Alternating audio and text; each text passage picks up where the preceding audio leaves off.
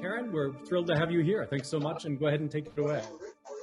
Excellent. Well, thank you so much, Jared and Megan, for your help coordinating the program tonight, and of course to you all. In preparation for this, we were just speaking of being together, and one of the things that I really love to do at the beginning of a presentation is to have a little bit of a go around to give everyone a chance to share what brought them to this workshop tonight.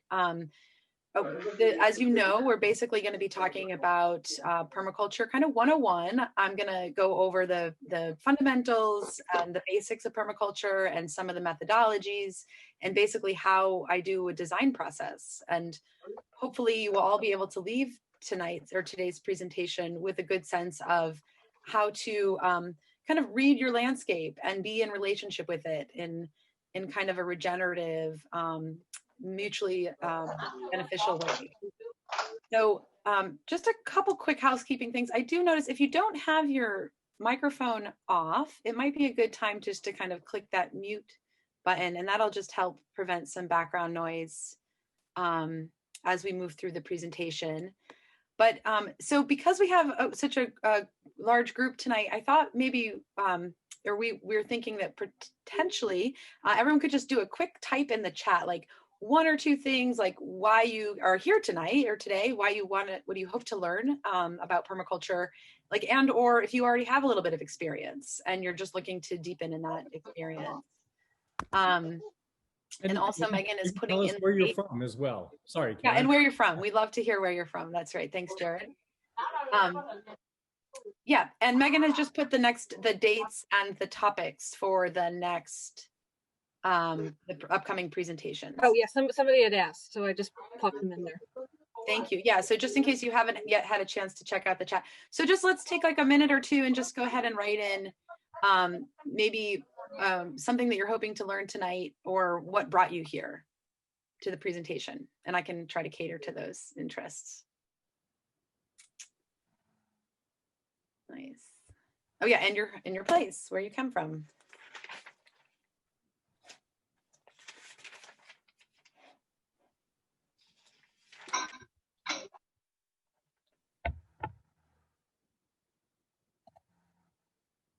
Nice, Oregon. I used to live in Portland. I went to school out in the Pacific Northwest. That's wonderful. Great, yeah, brand new to permaculture. Wonderful, love that. London, England, that's pretty cool. Wow. Awesome. Colorado. Applying permaculture to smaller bits of land, okay. And some people are on land to a little over 2 acres and develop with permaculture methods. Hanover from Orford. Jordan. Looking for connections. British Columbia, wonderful, welcome. We're looking to setting up a food forest and tips, looking for tips, okay. Edmonton, I've been there too. Such great places we all are in, this is great. Someone's here from Jordan, okay, and studying water and environmental engineering and worked on a permaculture project there, wonderful, gosh, I'd love to hear more about, I'm sure we could all learn from each other. Barnard, Ohio, British Columbia. Wow, I'm really glad we asked where people are from. Yeah, absolutely. Alaska, Charlotte, North Carolina. I have a garden business and coordinated a school garden in Hanover Street. Excellent. Would love to hear more about that. Wow, excellent. In Charlotte, North Carolina. Okay, so it seems like we have quite a realm of experience, from beginners to some people that have heard a little bit about it and just and a few people just wanting to get a couple new tools in their toolbox. So that's great. We are going to go over all of those things today. So I'm going to go ahead and start sharing my screen. Awesome. So as Jared was saying, my name is Karen Gainey, and I'm the founder of Permaculture Solutions. It's basically just a small business, and I do a lot of consulting and designs. And I'll talk a little bit about how I came to permaculture in the intro. And yeah, I was invited by Jared and Megan to do this little series. And I'm so enthusiastic about it because permaculture is one of my favorite topics. As Jared has said, I've been practicing for about 15 years. I was first brought to and introduced to my first permaculture garden about 18 years ago, and have been studying and kind of advocating for permaculture as a framework for design that can be applied to many, many different systems since then. So anyhow, and I just want to share a little bit about one of the things that inspires me. If we were a group that could all have enough time to share a bit about ourselves, I would ask people to share what their favorite or maybe what they're inspired by in nature. And sometimes it's a place, sometimes it's a plant, sometimes it's a food that has a nice nostalgic memory or connotation to it. And one of mine is the dandelion. And this is a picture of the dandelion here. And because all parts of this plant are food and or medicine for many species, not just humans as well. And it provides a tremendous amount of ecological functions, which is something that we're going to dive into and understand more about in this presentation. But the dandelion and the sun are what has inspired my logo. And because one of the core qualities that I like to think of in permaculture is reciprocity, and how are we in relationship and reciprocity with the land and the elements that we are interacting with. So before I give a little bit of a brief introduction to myself, one of the things that I'm learning to do more of and incorporate more of into my presentations and the various platforms that I'm a part of is to acknowledge the land from which we are sitting upon today, and the land that feeds us and nourishes us, and the land that we work on and reside in. And so I'd just like to acknowledge that the land that where I am currently, I'm actually up in the Northeast Kingdom just today and tonight, but I usually reside in Norwich, and I know for certain that area in particular is Abenaki land. And here in Vermont, most of the land that we reside on is actually unceded Abenaki territory, which means basically, and unfortunately and sadly, that a lot of the treaties are not honored here in Vermont for the Abenaki people. And what this means is oftentimes it affects the population's ability to harvest different species and actually access land for cultural use. And a lot of it is, of course, been privatized. So I just want to acknowledge that and invite us all to do that work of learning about the people and the indigenous populations that inhabited the lands that we are now occupying. And with Permaculture Solutions, we were able to donate 5% of all of our proceeds to the Winter Center for Indigenous Traditions this year, which is something I'm thrilled about doing. And we can talk more about how permaculture impacts economic systems and also community mutual aid systems as well. And I'd really try to live by some of these principles and practice this idea of reciprocity and giving back. So we're going to skip the quick go around part, but I thank you all so much for your participation in the chat. And basically, this is me. I chose 3 pictures just to introduce myself to you because of my love of food and growing food, and also for creative earth-based design. Really inspired. Actually, this picture of me in the bottom right is sitting outside of the People's Co-op in Portland, Oregon. And I really value design based in nature and made by our hands and our hearts. And so this bench kind of inspires that in me and is something that I try to live into and bring forward in my practice of permaculture. And then I have a picture here where we did an action in solidarity with the people that were out holding land in Standing Rock, asking for people to divest from the Bank of America, which was funding a lot of the development of a couple of the pipelines there. So we went and built this seed mandala because we wanted to bring awareness to things that actually have real value in this culture, and how do we bring back value to places that are generally sometimes exploited from and extracted from. So these are just some of the ways that I try to embody the principles of permaculture, and as also a fun way to kind of introduce a little bit about who I am. But I studied sustainable ag and environmental policy as an undergrad at Western Washington University. And then I went on to get my permaculture design certificate and also my teacher training. So upon learning about the role that industrial agriculture plays in climate change, I was really looking towards what solutions we can enact in our lives on both a small and a large scale. And permaculture just came rushing through my door, and I haven't really put it down.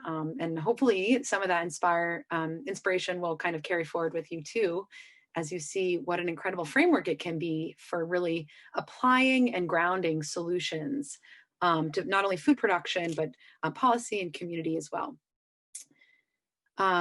So what is permaculture? We're going to talk about and define a little bit about what this term is and some of the people that brought this term to the forefront of our modern day conversation about agriculture.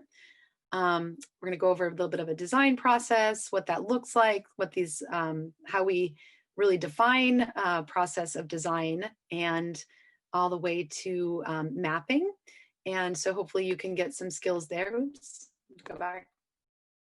And then how we are really inspired by and nature itself and patterns in nature, and how we can really be learning from and working with natural patterns and ecosystems function versus working against them. And without going into too much detail, I'll just say that this topic in itself, I think, is where some of the power in permaculture really is, because it can really help us redefine what we're in relationship to, and how we are nurturing and growing those relationships with food and living systems around us. So what is permaculture?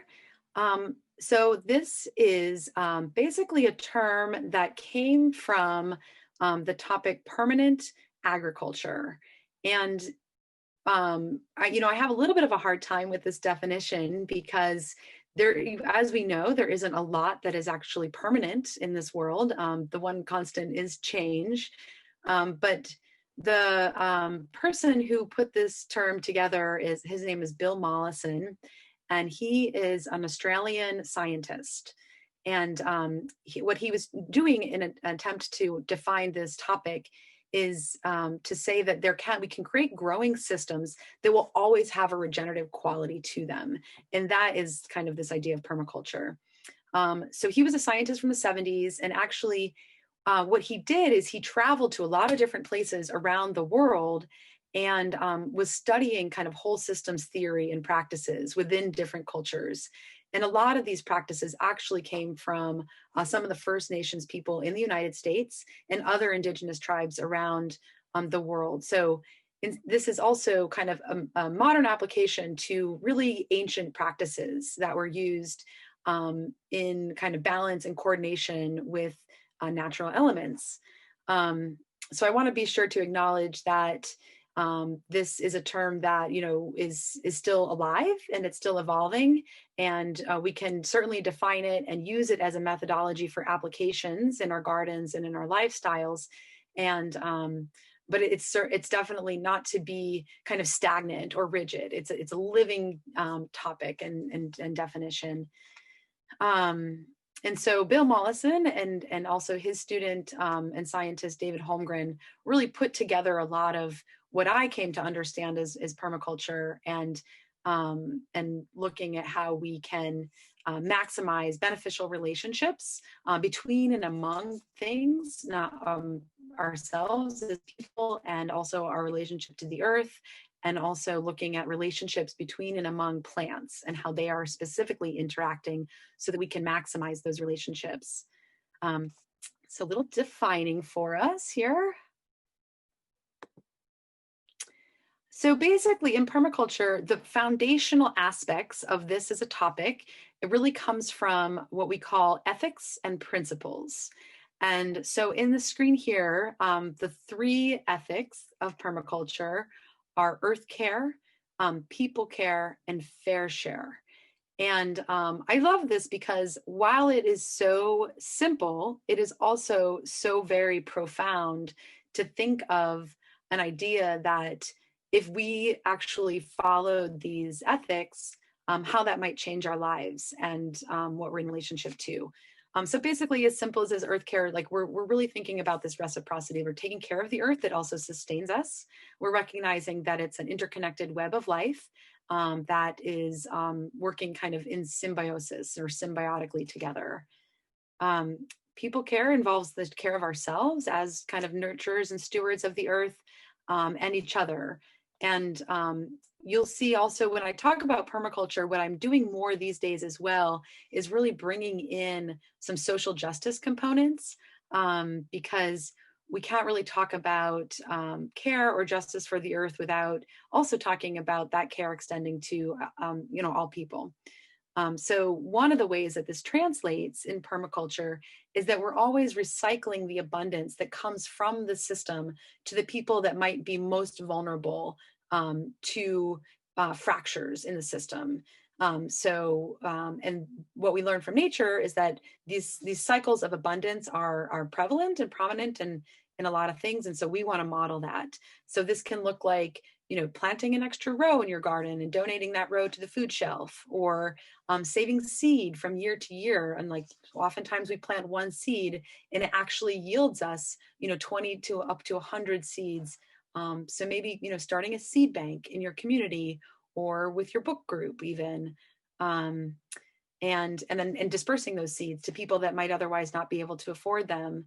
And we are starting to see kind of how vulnerable some of our systems are in this culture and in this society. And like even this year, just given, I think, the global pandemic, more people have been inspired to garden. And so that's great. And what we saw was a lot of people buying so many seeds up.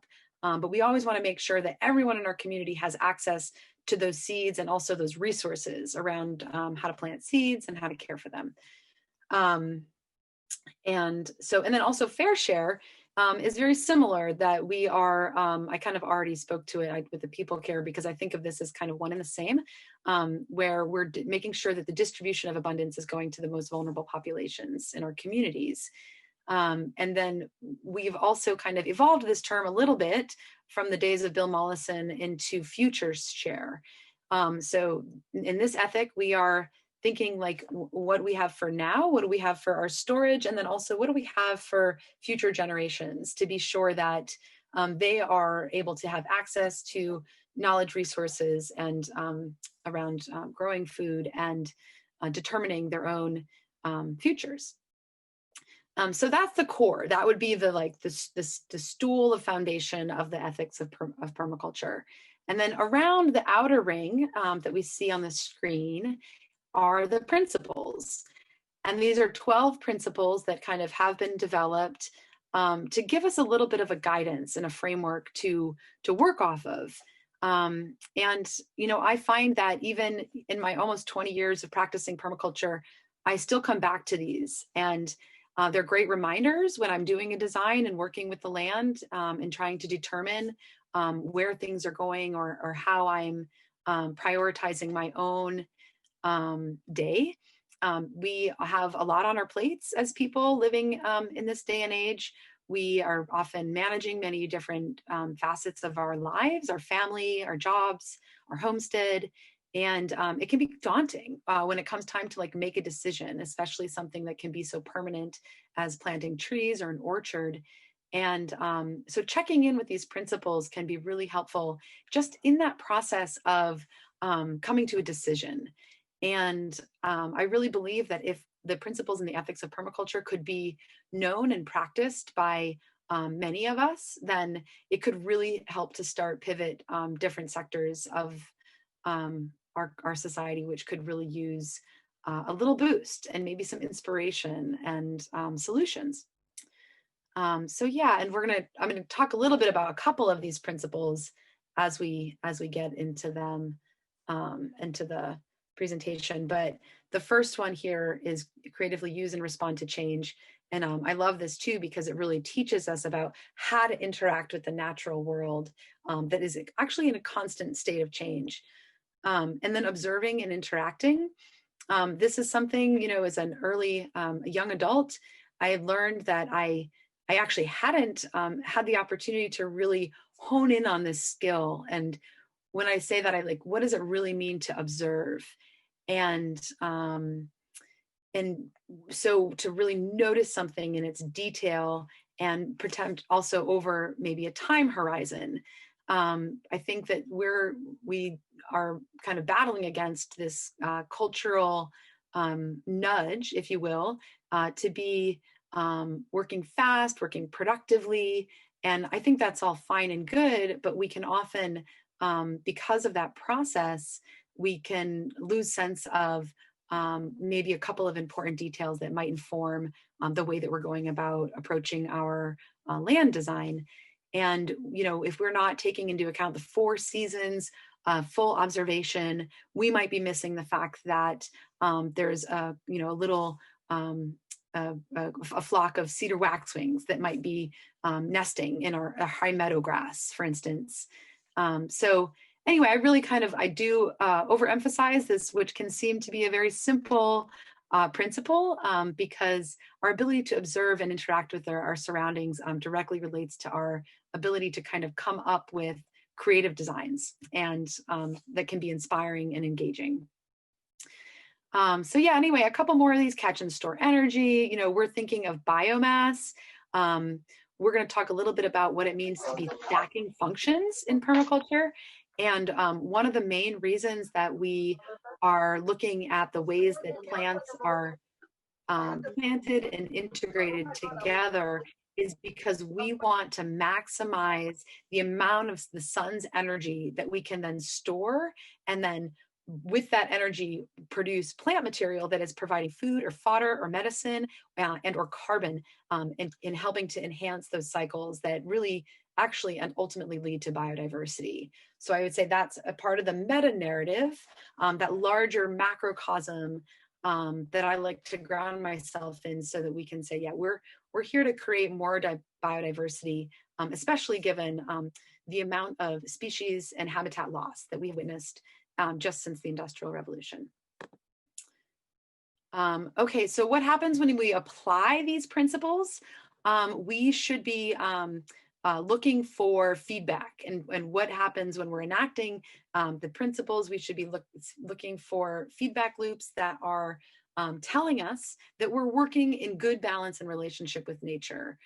So what are some of these systems, or what are some of these indicators, for instance, that we can really look to see how we're doing? So again, this biomass, like looking at when we don't plant one thing for one purpose in permaculture. So I can see, you know, oftentimes I'm sure we've all been there, and we say, maybe we're doing a little bit of a landscaping project and we think, oh, wouldn't it be so nice to just have like a shrub in that corner, or to block that propane tank? Where that's an example of doing, like, having one thing, planting one thing for just one purpose. In permaculture, what we're doing is actually, if we plant one plant, it's for multiple reasons.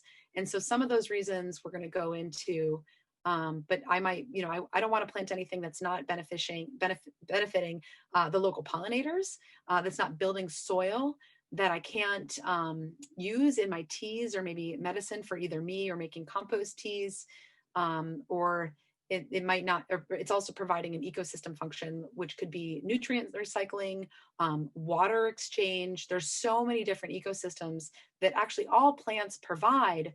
So one of the things that we're doing is actually looking to enhance the relationships between those things, and stacking those functions with all those together, so that the whole system can be recycling nutrients and building organic matter, which then leads to more nutrition in food and more overall health for an entire environment or ecosystem. So these are just some of the things that happen when we apply again. And I have listed the last one here is, oh, I can't see it. Is actually like more just and regenerative communities as well, and co-creating the world that we really want to live in, because as I said, once we start to apply more methodologies with permaculture, we're more aware of the relationships that kind of flavor our life. Oops, I'm sorry, my keypad is really sensitive.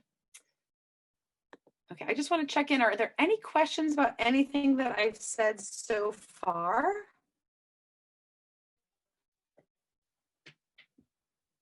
Okay, I'm just gonna keep rolling. So here are just a couple quickly, just some of the principles that are kind of fun to dive into and look at. I talked a little bit about observing and interacting, producing no waste. Again, permaculture, at the heart of permaculture, even aside from all the ethics and principles, is really modeling and working with nature. And so if we were to look to nature, what we realize and what we see there is that there is literally no such thing as waste. There's nothing that is getting produced and or discarded in a natural system that isn't being recycled to benefit the whole of the system. And so again, this can sound so simple, but we can think of all the different things in our lives and what we're producing, what we're consuming, and like where that ends up going. So so many things are kind of cradle to grave analysis, if we were to look at, is actually not that great. And so when we're thinking of gardening and or applying these design principles to different aspects of our lives, we really want to think of what is the outcome of this? And if it's compost tea, maybe we're just thinking about where are we going to put that compost sludge after we've made good tea with it. So we're thinking of the complete cycle of everything that we're interacting with. And that in itself can be a pretty daunting topic. But I assure you that like once we start to adapt more to thinking like this, we can have some pretty simple changes that lead to outcomes that are more regenerative and sustaining for us and also the land. Apply it self-regulation and accept feedback. Another way of saying this is just iterate. I think what I'm getting into here can also be like pretty heady information. It's a lot of downloading. There's certainly like topics that we're covering, but what I often tell people is just go for it as well. Like, don't get stuck in a place of not knowing or wanting the perfect outcome, because that perfection can actually be a pretty slippery slope. And where the most learning actually occurs is in the iteration of the doing. So you might think, okay, I'm going to do this 3-bin compost system and we'll have the carbons and the greens and then the active pile. And then you realize, oh, I need a place to turn these together, and you need a 4th system. So you can build on that 4th system. So we don't want to design anything that can't also be further adapted, because everything is adaptable, and every iteration that we go through something, we learn something. And we want to be able to apply that learning right away. And this should be applied to different scales as well. So I'm also always exploring how like social change happens and how integrating with natural landscapes can inform that, but also what this relationship to ourselves are and is. So I think in order for us to really create positive change in the world, it does come from within. And we get this from a lot of elders, and, Mahatma Gandhi reflects these lessons to us.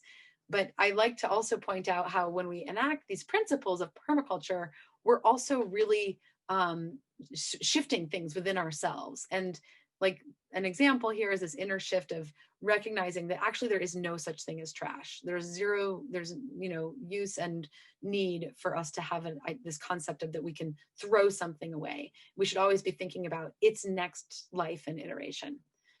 And then that, of course, leads to an outer change, hopefully in our communities and our society, where we're recycling and creating closed loops within our own lives and our communities. And so we can even extend that to our municipalities and school systems.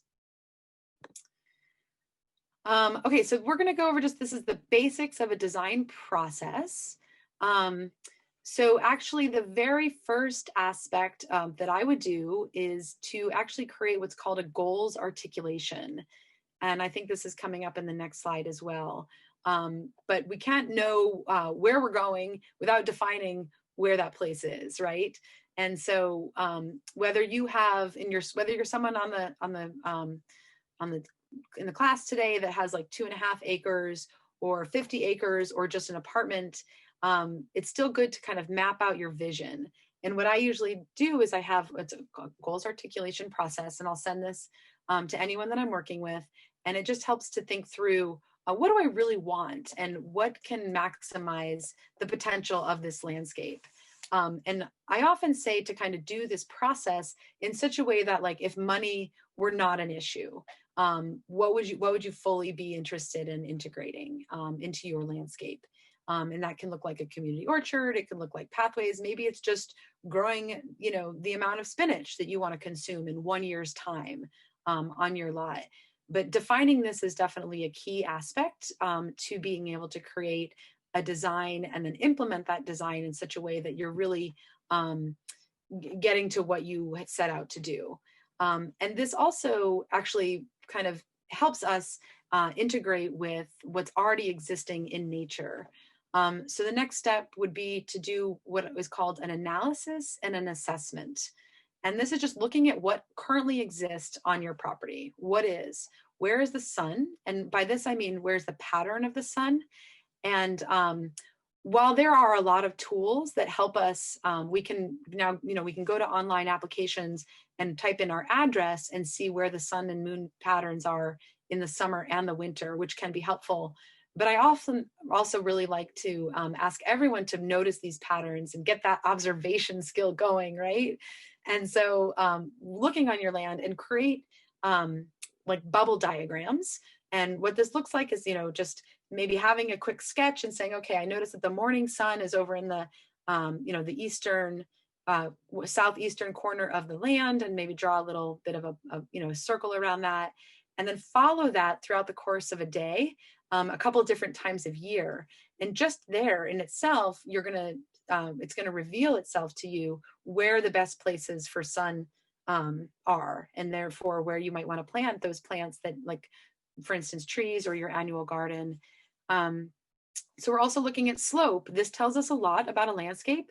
The flow of water and nutrients are always going in the direction of the slope, and we can utilize slopes to maximize growing efficiency.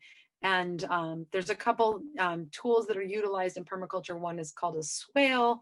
We're not really going to get into that too much this time, but at the next class, we will definitely dive into that more because it relates to water and soil and those processes and how they're getting recycled. But water, where the water is collecting during heavy rain events, we are projected to get more rain in shorter periods of time in this region of the world as our climate is warming.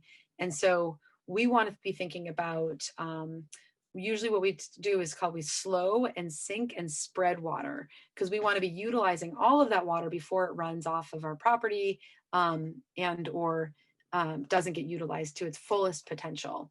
And so wind is another factor, and we're looking at where are the prevailing winds coming from. The primary reason that I really focus on wind is often because of soil quality. It can have more of an impact than we realize on our topsoils. But also if there's areas that we want to be protected, of course, we're looking at those factors. Soil quality, there's incredible Vermont maps of that all the Vermont soils and New Hampshire have been mapped. And we can also do soil tests, which is really important because we certainly need to know what we're working with in order to know what we're wanting to grow there, what can grow. And then the last aspect that I have articulated here is pathways of circulation. And we're going to talk more about this in the upcoming slides called zones. But pathways of circulation tell us often where things are moving on our property. So maybe there's where the wood is being stacked, where it's going, how it's being stacked, where it's being stacked, and then where it's going after it's stacked, snow plowing, all of these things, where we like to walk, where the birds go, maybe where the deer flow through the property, anything that is coming into your boundary. We want to be kind of at least knowing about and or mapping its pathways of circulation. And the idea is, in theory, that when we have all these things clearly mapped out and defined, ultimately what can happen is a design can literally kind of pop. And so we'll be able to clearly see, here's where the shade gardens should go, because here's where the most the sun is, and here's where the shade is, and this slope is perfect over here for creating some swales and planting an orchard or maybe some berry bushes on top of those swales. So really, this is just another example of like really being guided by nature and the different things that are just currently in existence with natural patterns. So like I said, the first step is the goals articulation. What is the greatest potential that you might want to actualize on your land? And the image quality here is poor, so I apologize for that.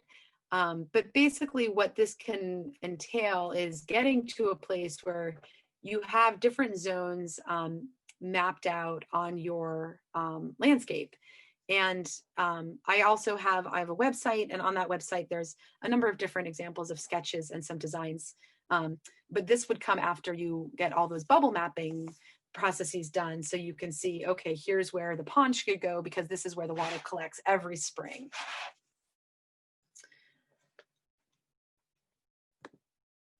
And so after the analysis and assessment, you'll hear these terms a lot in permaculture design. We have zones and sectors. And what I've kind of gone over in the sun, soil, slope, wind, water are the sectors. And what this slide represents is what the zones are. And this is just another way of thinking about what we are in relationship to and the proximity that we are in relationship to those things. So zone 0 is the self. This is the entity that, of course, we all know best, right? We know our patterns, we know our habits, we know that we may or may not take that compost bucket out until it's like overfull. So it's designing it with this knowledge in hand. Zone 1 is the family and or relationships. So we're considering what are we in relationship to, and how can we design our surroundings to be maximizing those relationships. 2 is the home, and this is the place that we are in most proximity to outside of ourself and the people that we are around most commonly.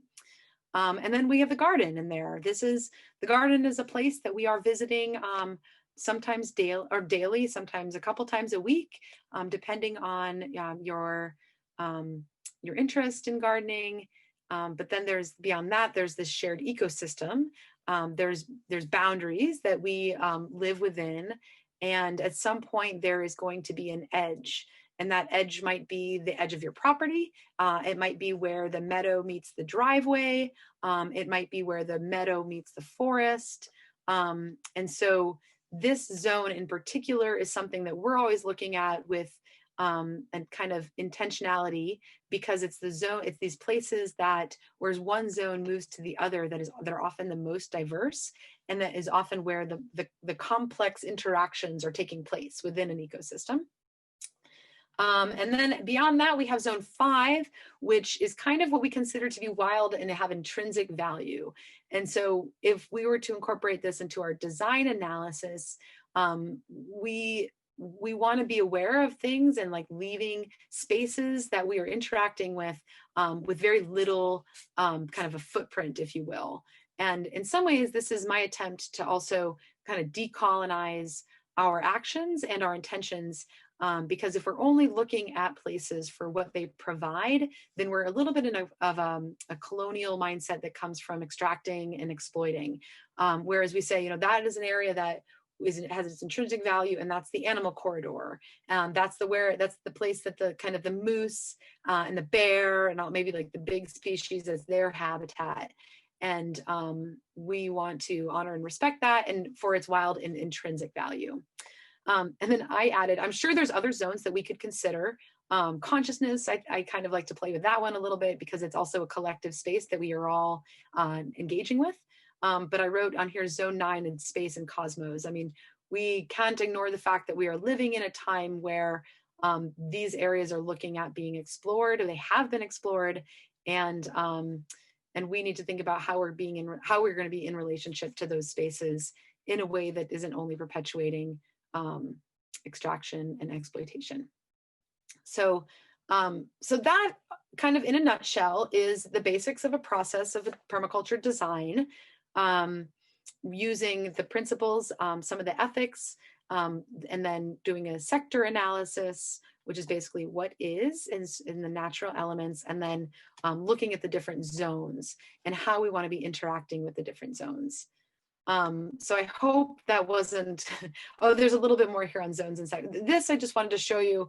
The zones are often represented in these kind of concentric circles.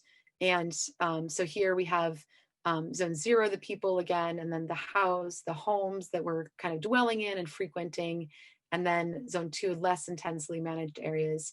And then on the right, this is just a map so that we can see what are the things that are overlapping, and why is it important to notice those places in our designs. And the way that this becomes applied is actually being able to say, okay, well, I know that I'm going to the chickens daily, and also bringing compost out, to put out into a pile where it will be, regenerated into a nice nutrient dense material that I can apply. And what might this inform us is how this might inform us is to say, okay, well, I'm going to the chicken coop every day. I'm also going to put the compost pile along that same pathway so that when I drop off the chicken scraps, I'll also be able to deposit my bit onto the compost pile. And so these zones of frequency kind of inform how we're moving over our landscape. And really, to be honest, I think I can chalk this up to common sense. I know that we all have small and large adaptations that we make to our lives for efficiency purposes. So this is just a little bit of an intellectualizing of that, if you will, for those of us that like to geek out on systems. And so that we can see also how whole systems actually work together and start to train our minds to think in whole systems and how these relationships are all working together. So another aspect that I want to be aware of, and like when we're thinking of design, is we're always moving from patterns into the details. So starting with the macrocosm and then working into the microcosm. And the way that this might look in an applied sense in a design is like maybe mapping out where our orchard trees are going to go. And first we kind of map out the fact that we know that it needs at least 8 hours of sun. And these are the places on our property that we can do that. So we're saying, okay, orchard there, maybe sanctuary meditation space here. And then we're moving from that place into the finer details. So we go from orchard to say, okay, do we want to have pears or peaches or maybe plums, or maybe we want to do apples here. And then we go from that scale into the smaller scale of what are the other species that we want to have like around those apples to enhance the health of those trees. And that's where we would get into insectaries and medicinal herbs and culinary herbs to provide ecosystem functions for the trees and the soil. So that's just an example of when we're kind of organizing our minds and getting into design mode, where we're going from patterns to details, or macrocosm into the microcosm. And I just love recognizing so much of where these patterns, or how we can be inspired rather by the patterns in nature, and where these are in existence in our lives. So I have a picture of Lady's Mantle here, and I just think it's such an intricate and beautiful pattern that is really enhanced by that edge effect. You can see the kind of serrated leaf on that leaf, which of course is maximizing the surface area for that plant to be able to hold water. And what we know is when it rains, that leaf structure is actually able to hold a good amount of water that the plant can then absorb kind of throughout the late morning into the early afternoon. And then of course I have some beets, which I think are really beautiful because they help to identify kind of those concentric rings and that interconnected relationship that we are in with them. And then I also like to talk a little bit about branching patterns, because what we're going to get to, and you'll see some images of as we go on, the different kind of designs that can really come through a landscape. And what nature has taught us is, like, even on our hand, like as our ratios, the ratio from our thumb to our hand, and then our hand to our forearm, that ratio is the same as like the branching ratio on trees, for instance, and or flowers. We all have that same ratio, which is kind of a divine, I'm totally escaping the the algorithm is called, maybe someone, but it'll come to me. The Fibonacci sequence, thank you. But that pattern, anyway, the more that we look into nature, we see it reflected back to us. So then how can we use that pattern to then inform the designs that we're creating? And just to ensure, again, that we're working from and with nature. And I love this slide. I just kind of pulled together some images that are very common that we see like in leaf structures and patterns. And these are all the patterns that have really designed for maximum nutrient cycling, right? So like water, oxygen, amino acids, all these things are kind of cycling through systems, our bodies, the earth, cellular structures. And so I love to kind of look at some of these patterns, for inspiration. So here we have a photograph of a picture that just is really just resembles a diverse ecosystem. And as we know from nature, when an ecosystem has many different plants that have different functions all working together, the health of that system is better. And we can apply that to social systems too. The diversity of the system based on race, class, gender, creed, the more diverse it is, the healthier it's going to be in creating these kind of symbiotic, beneficial, sometimes complex relationships. So how do we do that in a growing system? And what is pictured here is an example of what is called a guild or polyculture. And we're going to go into this a little bit more detail. But basically a guild is just anything that provides one function to a system. Like, and we know that in human systems, we have things like plumbers guilds and, that those that are specific roles that are providing a specific function. So we would want to create, for instance, like I gave the example of planting a tree. I love this analogy because a tree can be used for so many wonderful and beautiful metaphors. But so say we wanted to plant a couple of fruit trees. We want to also be thinking of what are all the inputs and the outputs from that tree, and what do we know from it, and then how can we design to maximize those relationships. So what we know is that a tree needs pollination. So in the early springtime, it is putting out flowers that will then eventually become fruit. So one of the things that we can do is we can plant insectary plants, and that brings and draws all the early pollinators to that tree. And we can also provide or plant plants that are what we call nutrient accumulators. And so I'm going to get into a little bit of this in the upcoming slides, but this is just to give you a general sense of what it might look like to plant a tree and be stacking these functions so that everything that the tree needs is being provided by in the form of other plants that are planted in a polyculture with that tree. So here's a nutrient accumulator, an example. Often these are plants that have specific tap roots, carrots, daikon radishes, alfalfa, and comfrey is one of my favorite all-time plants. It is extremely medicinal. It actually repairs skin cells, so you can put it into topical salves with little beeswax infused in olive oil, and it will literally repair cuts and bruises faster than I've seen any other thing.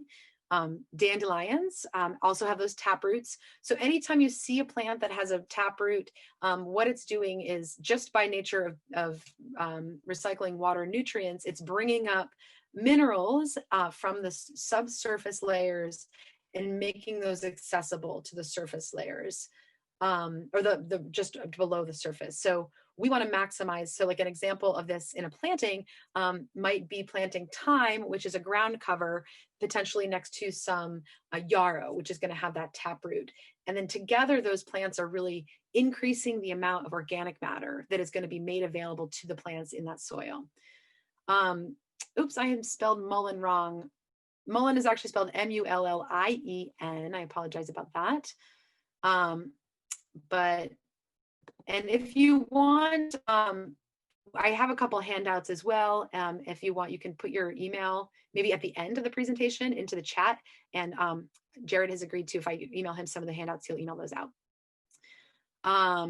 Okay, and so I just think it's so beautiful also to see the root structure of the different plants, because just as we're thinking of the horizons and the various sectors, we're also thinking above and below ground.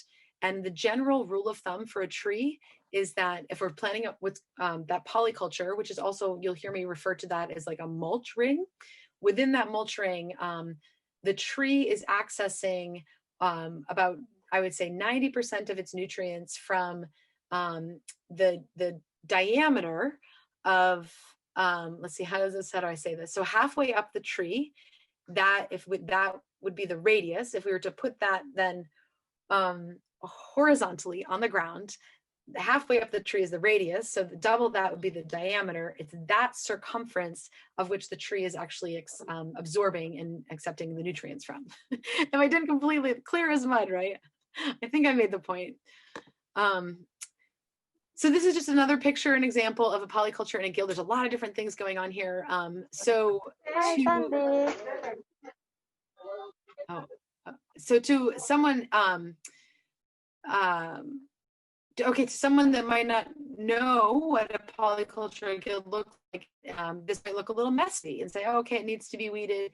And sure, like there's a couple of things that could be pulled out of here. But at the same time, it shows me that the soil is going to be pretty healthy because there's a diversity of plants that are all covering the ground as well. And that's something that we're going to get into in the next session a little bit more around why it's so important to keep soil covered. And you never really want bare soil.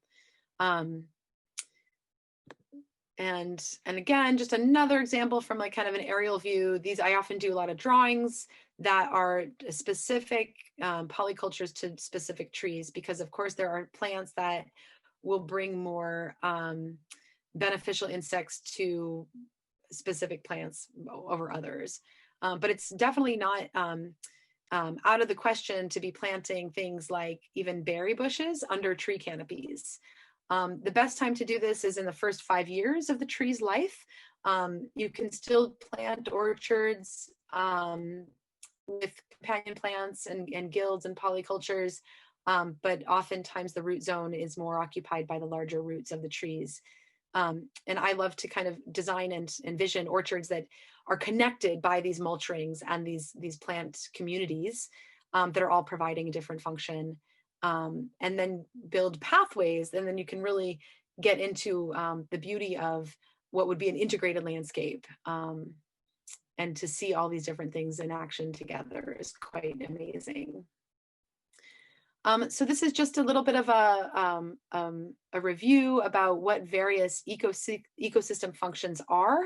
And pictured here is comfrey, which I like to highlight as much as I can because it puts out an early flower, this purple flower in the spring, which is great for pollinators. I usually let all of my perennials and medicinal herbs go to flower once, and I let them go for at least 2 to 4 weeks, specifically just for the insects. So I don't make any harvests until they've already been flowering for up to 4 weeks. And then with something like comfrey, you can do what we call chopping and dropping. And you literally cut the plant down just a couple inches above the ground, and then you can layer that leaf material either right in your garden for a mulch, which will ultimately break down and provide tremendous organic matter and fertility, or you can also put it right into your compost pile.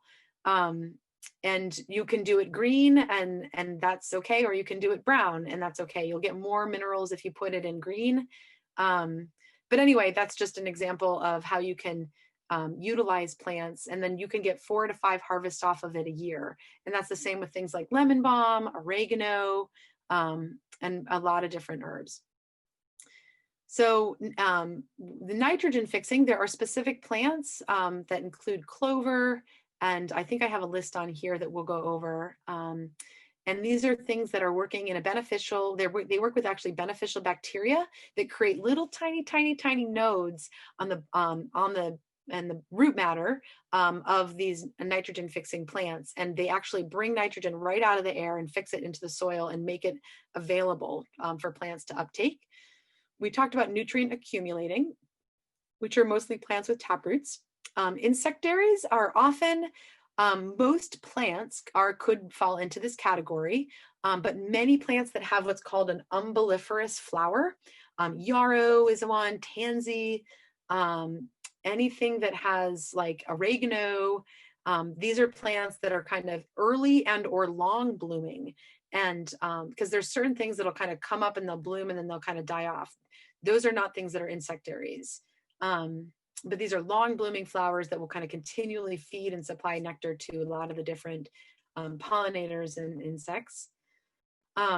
Water cycling, this is often something that happens, especially within the mycelium, which is the mycorrhizal layer underneath the soil that actually connects a lot of the other root zone of different plants. Water and nutrients, and actually more and more, we're finding that the mycelium layer of the plants actually share more than just water and nutrients, but also a lot of information. It's kind of an information web, if you will. Carbon sequestration. This is another ecosystem function that's provided by a number of different plants, and that actually we are participating in when we chop and drop plants. And this is something that I think we'll certainly talk about in the next session on climate a lot more, because there are ways that we can be managing our fields to be rotational grazing to increase that ability for soil and plants to be taking up carbon. And if we are able to actually shift our agricultural practices into more regenerative farming, then we can actually sequester the carbon needed to actually have a livable climate. So I think that's an important topic for everyone to know about. Oxygen production, obviously plants are producing oxygen. This is an incredible ecosystem function that we want to be maximizing. And then there's other things that often don't get kind of put into this category or acknowledged as much. And I just call these climbers and protectors. And climbers are plants that are maximizing that vertical space. So in a design, we want to be thinking of, like I said earlier, really maximizing and growing biomass, because we're storing carbon and producing chlorophyll and increasing biodiversity with this biomass. And climbers are, vines and species like hops and passion flowers and grapes, kiwis. These are all things that are utilizing that vertical space. And then we have protectors. And these are often plants that will kind of move into an area soon after it has been disturbed. And I call it kind of protecting the soil. And they're often considered to be like weeds. Sometimes they're considered to be invasive weeds. If anyone has questions about language and how we are talking about invasive weeds, I'd be glad to talk about that. It's a big topic. But I don't ever consider any plant to be not there for some kind of a reason. And so if there's an area that's been disturbed, often mullein will come in. It's an incredible nutrient and dynamic accumulator with its taproot. It's also a really potent medicine, especially for these times. It can help with the respiratory tract, which, as we know, a lot of people are being impacted by because of COVID. But so when these plants are they're the first ones to come into an area after it has been either degraded or kind of cleared, it's really important because those plants are providing a function. They're protecting the soil by being there. And they often have more to teach us if we're curious. Here's a list of the nitrogen fixers. So a lot of perennials, but also some herbs. Seaberry is actually a really nutrient dense berry that's getting a lot of airspace in the permaculture world because it has it's like 1,000 more antioxidants than blueberries, and they grow in abundance. Siberian Pea Shrubs are also really interesting shrubs that can be planted around the outside or perimeter, or even right in the middle of a chicken yard. And they produce these like really kind of protein rich pea pods, and will literally just drop them off of the shrub. So kind of stacking functions to providing plants to different needs, is something that we're always thinking about. Clover, I'm really loving and working with clover, especially, well, there's the perennial red clover, but there's also the white clover. And as you can imagine, I'm a big proponent of food, not lawns. And one of the things that we can do more of is really utilizing even just our simple backyard landscapes for at least building healthy soils, even if we don't plan to grow a lot of food on those soils. And so if we plant things like clover, it'll really reduce the amount that we're having to mow. And I actually have seen this applied on quite large scales where people have kind of come in and to build a new home and scraped off all the topsoil and then planted clover instead of grass. And that soil regenerates in like half the time that it would take for just grass, and reduces our the amount that we are dependent on fossil fuel technology in the way of mowers and whatnot. So yeah, so now I'm just kind of giving you a sense. I imagine there's plenty of gardeners on here, and we could spend quite a lot of time sharing some of our favorite plants for different purposes and ecosystem functions. But creeping thyme is a great one. It's very aromatic. And I also think that we need to be incorporating kind of sanctuary and healing spaces, like as many areas that we can. And this is a wonderful one for underfoot. When we're walking in the garden, like if we have maybe a special medicinal or culinary herb space, thyme can be planted in the pathway formation so that we're actually walking on it and benefiting from the aromatic qualities. Strawberry, sweet woodruff is a wonderful one for the shade. A lot of mints, and of course purslane is a beautiful plant that is actually really nutty and high in protein and minerals.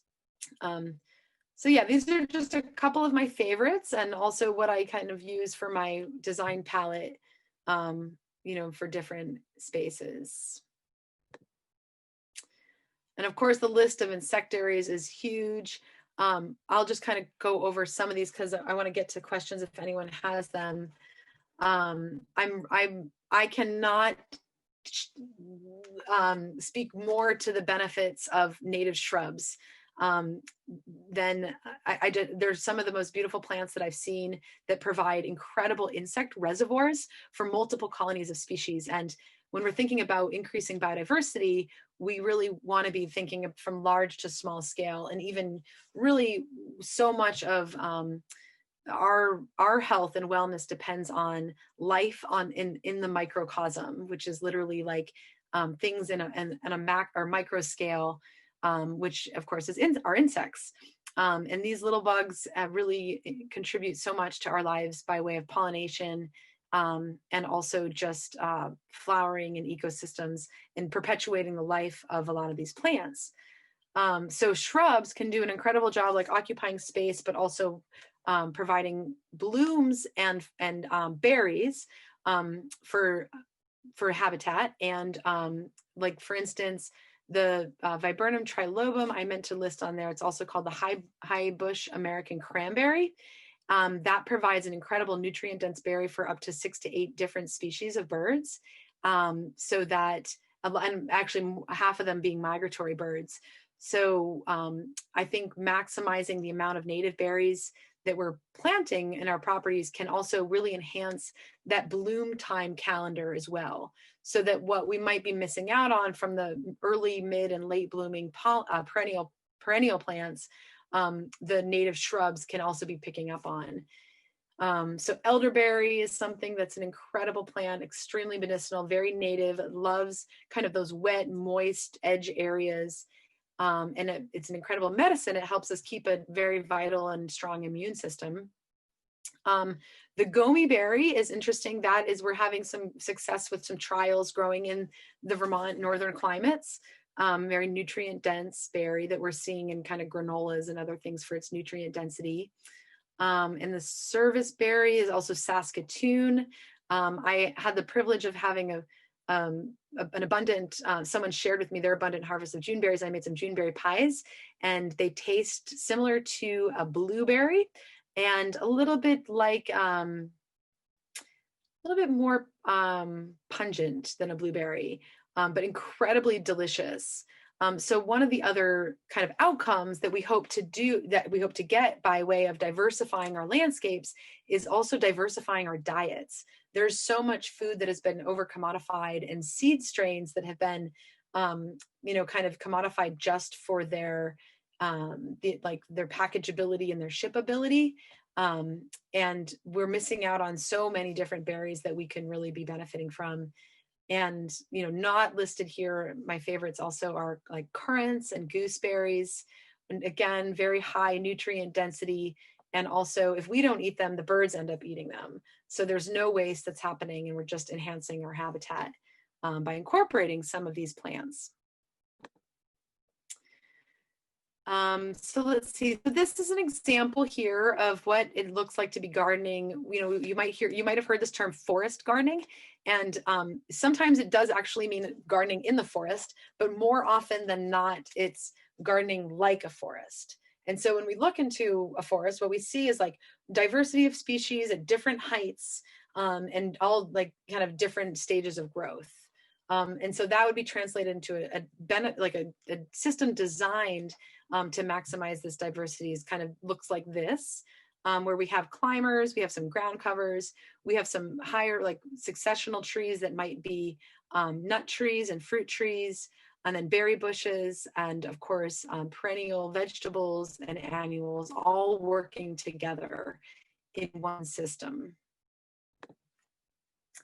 And so this is just kind of an image of like, this is what the future of gardening could look like. Arguably, we know that the industrial agriculture systems are degrading soils. There's less and less farmers that are coming up in the traditional farmer landscape, taking on some of these industrial farms. The way that we raise animals and CAFOs is not sustainable for the animal. It's not healthy for us. And it contributes to methane, of course, leading to the climate warming. So I really invite us to envision what the future of gardening could look like if we integrated these different systems based on what we know to maximize our beneficial relationships, like between and among some of these species, like what I was referring to earlier in the guilds and the polycultures.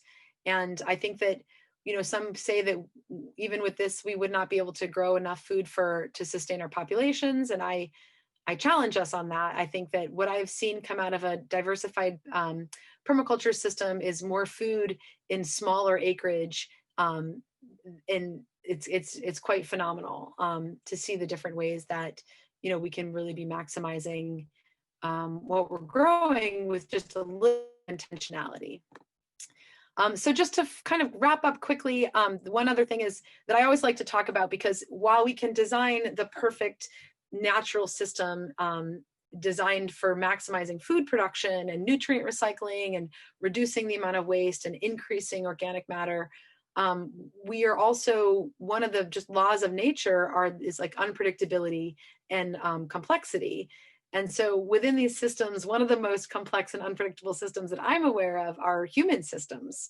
And so we can apply not only what we know about permaculture, but just some of these principles to our relationships, because even in a perfectly designed system, there might be something that fractures that system, or doesn't maybe fracture it, but pushes it and in its limitations. And so I like to bring up this topic of interdependence, because it does seem that if we can acknowledge our deep and inherent interdependentness with each other and also the natural landscape, then we could potentially move towards kind of a more integrated and beneficial system for all living species. So part of this, and one of the principles of permaculture, is to really celebrate diversity. And so I end with like how this can apply to our social spheres in this realm of social permaculture, because it's definitely a topic that I'm really leaning into and exploring more about, and how we can create good social change with understanding social permaculture and how to really celebrate and value diversity, which leads to really designing for collaboration versus competition. And I think we're often taught that it's the most competitive of the species that survives, whereas if we can recognize that we're all, living in a shared existence in a time space together, we can collaborate for everyone's benefit and as well as the whole. So this is a lot of words. You don't necessarily have to read it, but just kind of a couple people that have inspired me on my journey on understanding like how social and environmental justice can also be woven through this fabric of design that we're talking about today.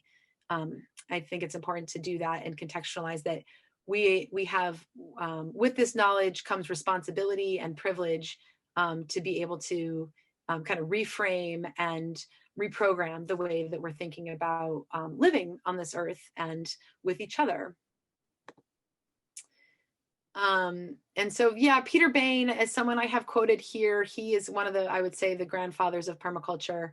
And this is just more so than anything, a little bit of my invitation to vision for you and for us together as we start this new year and this new era during these challenging times, is to invite us to have vision for our lives and for our communities and our landscapes. And one of the other things that I love about permaculture is this ability to really reframe. So we're thinking of the problem is also the opportunity. And so what this looks like on a landscape is, if there's a lot of water that's collecting after the spring thaw, potentially that's a good place for a pond. It's just a simple way of being able to reframe for vision and maximizing ecosystem functions and relationships. And learning from nature, which also I think it really does invite us into this sometimes a contemplative, sometimes an observational place to be in, where we're not as much figuring it out as we are really observing and feeling into it and learning by what we're seeing and through our observations. Get out of our heads a little bit is the invitation there. And then just think about the long view and how is what we're doing right now impacting the future and hopefully benefiting the populations that will be here. And also how is what we're doing, really modeling good stewardship and knowledge, and so that we're not making decisions based on impulse that could lead to negative outcomes.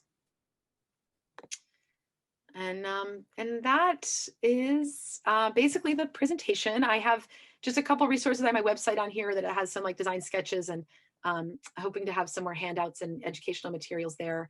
But if you don't already know about the Vermont Healthy Soils Coalition, this is a group of farmers and activists that have come together to really focus on soil health as a foundational principle to local and regional bioregional food systems. There are a tremendous amount of resources. There are two entire series that they've done over the past 2 years, specifically focused on soil and water health. I will be talking about soil and water health specifically next time, and more of the applications of some of the methodologies that I've just kind of introduced you to this go around. But also there's a lot of free resources, and Heather Jo Flores is a permaculture teacher out of the UK, and she offers a lot of free or donation-based classes. So this is a topic I know we did cover a lot, but a lot of it we're just able to kind of skim the surface of. But if you want to go deeper, I certainly, there's a lot of resources out there, and I'm always available for questions and love to cultivate a sense of community around this co-learning together, because together as we're doing and working, we can really shift and enhance our communities. So thank you so much. Let's see, I only left us 10 minutes for questions, but I'm happy to stay over a little bit longer, of course, if anyone has more questions. And we can follow up in a conversation another time as well. I have a quick question. Go for it. Yeah. In the list of the different kinds of patterns, there was this word I'd never heard before, tessellations. What's that? Oh, cool. Good eye. Yeah. So tessellations is it's more of, they are patterns that are come from the frequency of a flow. I just want to look that up to make sure I'm right on with that one. And it's a topic that I got into when I was studying this idea of like transformation. And okay, so it can come from flow, but they're also patterns that then fit within each other. So what it looks like are, have you ever seen Ansel Adams and his paintings? Where he has like a different pattern that repeats itself, that can be nested within itself. That's what a tessellation is. So it's the same pattern that can be like replicated into, so it's like, it looks like one, but it's the same image that's replicated. Which is almost like a fractal then, maybe? It would be like a fractal, yes. Except cool. The fractals have a growth quality to them, where there's this like bifurcation point, right? That it becomes something else. Awesome. Yeah, that's cool. Thanks for picking up on that. Yep. Karen, we have a question in chat. Someone is asking, how much do you focus on strictly native species versus other beneficial species? That's a good question. I'm probably about 95% native species. I will always trial like a fruit, like persimmons and apricots and things, because I think that we should be growing a diversity of fruits and nuts bioregionally. But mostly a lot of the landscapes that I'm tending towards now are focused on like a lot of native shrubs and native trees. And I think one of the benefits that we didn't really go into too much depth with that, but especially in light of climate change, as the climate is warming, the things, and this is also why native seed saving is really important. So we should all be saving seeds year by year from our garden or sourcing locally, because all that information is stored within those seeds. So what that means is that things that we kind of grow and save seed for locally and or plant in native, it'll be able to really adapt and to more adverse climate and weather patterns. And of course, just the benefit of having all the native pollinators and birds be fed from it as well. So I'm mostly focused on native. Yeah.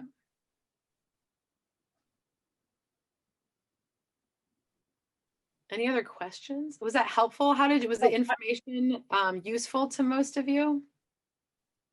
Hopefully you all. I have a really quick question. Oh yes, of course. So all this got me thinking about like pest control. And so does permaculture, like, I mean, if you're using more native, like how does like, I can't even speak, but how does like pest control, like, I mean, you know, play into this? Like if you're using more native species, are you gonna be dealing with like this year I tried tomatillas for the first time and just found like those potato bugs are like evil in my book, but they're like natural, right? So yeah. No, absolutely, they're natural. So the thing is like if we're planting in systems that have diverse plantings and between them, so like for instance, in my garden, I have like, it doesn't look like a typical garden. You know, we're kind of used to seeing, okay, there's like a rectangle and some rows and maybe some mounds for the potatoes and there's a corn patch. While that is good for certain types of crops, absolutely, and I still do have traditional looking gardens, when we're integrating different perennials and annuals, the controls for those pests actually become kind of integrated. So, and like I have lists of perennials that I plant to draw specific like parasitic wasps, for instance, or like the lacewings, like things that will then eat other predators. The potato bugs are tough. I don't think that there's anything that will come and eat those as a biological control. Like we do have to pick them. But some of the idea anyway is that by diversifying the plantings and incorporating companion plants, then we have the controls that will eat those things. Like ladybugs will eat aphids. So, and there's also beneficial nematodes that you can bring and incorporate into your soil that will then be able to kind of help create at least a little ecosystem that won't allow those insects or pests to thrive. So that's part of the idea, is like getting out of these like huge, you know, like lots of acreage of monocropping where one pest could theoretically, and practically does, wipe out an entire crop, and we're just diversifying. So it's about, and again, like, so what we do is we train ourselves into thinking like about from the whole system. And so like, if I find myself getting into any reductionist kind of thinking where, and I'm not saying that it's reductionist to say, hey, this is eating this, what do we do? And you can apply like sulfur, there's plenty of things that you can do. But I try to always think about the system. Like, what if I change something over here? How will it impact this? So it just shows me that there's a little bit of an imbalance. But maybe by applying some compost tea, for instance, you know, you can really build up that soil matter. And if your plants are thriving and they're really healthy, they should be able to withstand a little bit of munching. Okay. Yeah, it's a great question. Thank you, Megan. We have two more questions in chat. One person, the first, is asking, where can a person look for more information on social permaculture? One of my teachers on social permaculture is Pandora Thomas. And she has, I think, a project called like Earth Seed, and she's pretty great. But even just a broad-based search on social permaculture will get you some basic principles as well. But it's certainly a new, what we call the growing edge of permaculture, is this social aspect. But it is out there. And also Heather Jo Flores, who I had on that last slide. But if you look up Pandora Thomas, she actually has a couple of really great talks on YouTube. The second question is it possible to plant purely perennial system that can provide enough food for a family? And how much land would you need to do that? That is a great question that has too many factors in it for me just to be able to answer. I mean, I experimented personally in a community where we had 2 acres that we were growing on for about 5 people. And it depends on if animals can be integrated into the system, like how many calories can come from things like eggs, if people aren't vegetarian, or if you have the land mass to have a couple grazing animals, of course that's protein. But the short answer I would say is no. I think that annual crops, while sometimes it sounds like I'm dissing them, are actually like super incredibly important. They're obviously the staple of our diet. And I think, but integrating them, so I wouldn't go one or all or nothing. I would, I could have a perennial fruit tree guild that has, maybe some oregano and culinary herbs growing. And, I might put some beets in there, or, you have lettuce growing in between, plants of kale. And so I think there are a lot of perennial food crops, and especially when we talk about nuts and fruits. But I can't imagine life without like a salad of some fresh, homegrown tomatoes and cucumbers in there. So I hope I didn't really kind of say that we shouldn't be growing as many annuals, because we certainly, they're beautiful. And I think we always, diversity is really what we want. Yeah. What ratios? Hello? Hello. Go ahead. What ratios would you say, say with a guild, between perennials and annuals?